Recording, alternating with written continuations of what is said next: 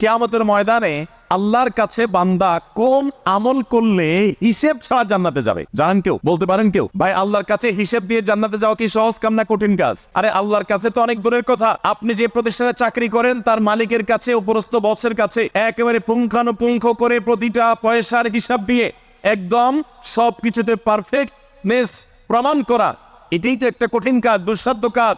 সেখানে সারা জীবনের হিসাব আল্লাহর কাছে দিয়ে পাই পাই করে তারপর আপনি জান্নাতে যাবেন, বিষয়টা এত সহজ না।